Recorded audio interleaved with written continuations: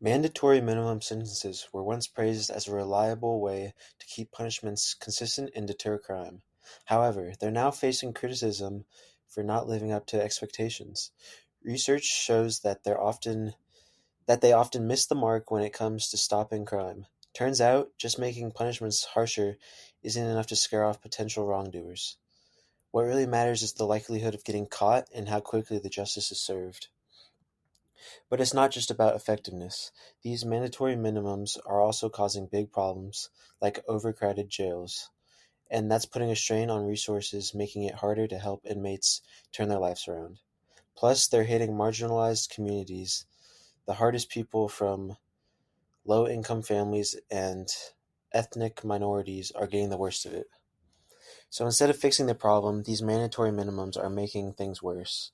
They're deepening existing inequalities and making it even harder for folks to break out of their unfair cycles. Mandatory minimum sentences are tough and often unfair, especially for nonviolent crimes. They tie judges' hands, preventing them from considering each person's situation properly. This rigidity can lead to really harsh punishments that just don't fit the crime. But it's not about being tough, it's about missing the chance for folks to turn their lives around. These rules don't care about someone's progress or efforts to change. They just hand down strict penalties, making it super hard for people to rebuild their lives after prison. It's like they're stuck with a label, making it tough to find a job, a place to live, or even just support when they get out. And it hits some communities harder than others. People of color and those who are struggling financially feel the brunt of these sentences. It's like pouring fuel on a fire and making existing inequalities even worse. One specific case that highlights the ineffectiveness of mandatory minimum sentences involves the story of Weldon Angeles, a music producer from Utah. In 2004, Angeles was sentenced to 55 years in prison without the possibility of parole for selling marijuana while possessing a firearm. The case gained national attention because of the disproportionately harsh sentence imposed on Angeles due to mandatory minimum sentencing laws.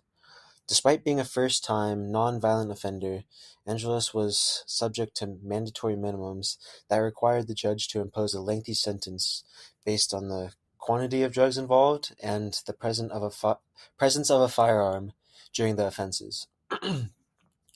Critics argued that Angelos' sentence was executively harsh and did not reflect the severity of his crimes or his potential for rehabilitation. Even the judge who sentenced Angelos expressed regret over the mandatory minimums. He was compelled to enforce, calling the sentence unjust, cruel, and even irrational. Angelos' case was sparked widespread debate about the fairness and effectiveness of mandatory minimum sentencing laws, particularly in cases involving nonviolent drug offenses.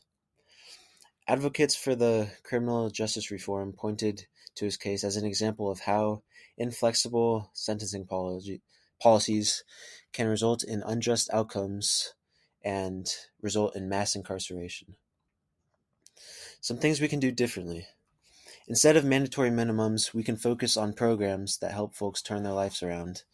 These programs tackle the root of the causes of the crime, like substance abuse and mental health issues, and will help provide support and education. By tailoring sentences to each person's individual situation, judges can give them a real chance to change and grow as an individual. Take drug courts, for example. Instead of jail, they can offer treatment and support to folks struggling with addiction. These programs not only reduce substance misuse, but also improve overall well-being and ease the burden of our justice system. Restorative justice programs are also another option. They will focus on healing the harm caused by crime through communication and community involvement. By prioritizing empathy and accountability over punishment, they strengthen the community's bonds and help both offenders and victims heal.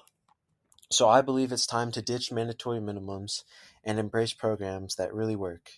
It's time for a justice system that's fair, compassionate, and effective.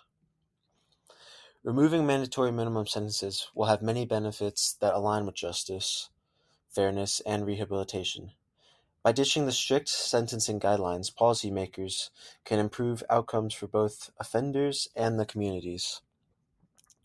One major advantage would be financial savings.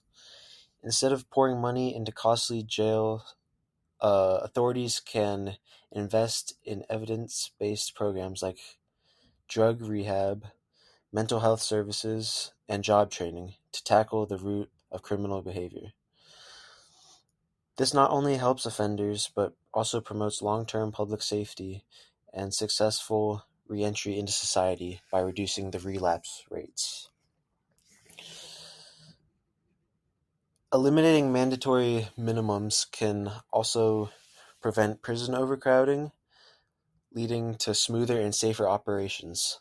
With fewer people serving the lengthy sentences given out, there's less strain on the staff and facilities, which overall will create better conditions for those incarcerated and improve the outcome for rehabilitation and re-entry. By prioritizing justice, fairness, and rehabilitation, getting rid of mandatory minimums can benefit both communities and offenders, giving the judges discretion to consider each case's unique circumstances allows for more compassionate and effective responses to criminal behavior, focusing on accountability, rehabilitation, and the community's well-being.